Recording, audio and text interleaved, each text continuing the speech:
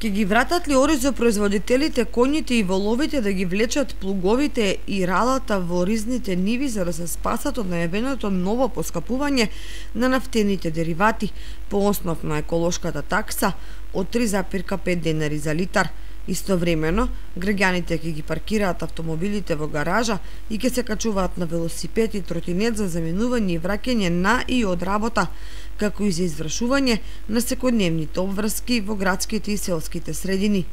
Ако тоа се предлага сега, следни мерки во блиска иднина би можеле да бидат вечерен престој дома наместо под сијалица, под свеќе или ламба, а сето тоа заедно асоцира на се поголема сиромаштија, модерно завиткана во еколошка обланда.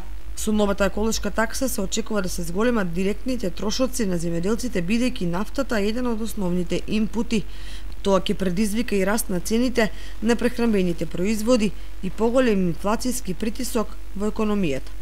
Земјоделците од Кочанскиот регион стравуваат дека поскапата нафта неминовно ќе ја поскапи жетвата на оризот и другите култури. Ќе стане неисплатлива употребата на земјоделската механизација. Тоа, од друга страна, ќе доведе до поскапување на земјоделските производи, особено индустриските култури, кои понатаму ќе предизвикаат скок на цените и кај прехранбените продукти. Економските стручњаци се сигурни дека штетите од зголемувањето на цената на горивата ќе се почувствуваат кај сите индустријски гранки. И за бизнисмените еколошката такса ќе предизвика потрес во кревката економија, која сега, но и во иднина, ќе трпи огромни последици од ковид пандемијата. Од стопанските комори се согласни дека ова е дополнителен трошок за компаниите кој не е потребен во време на криза и бараат одложување на еколошката такса до некои подобри времиња.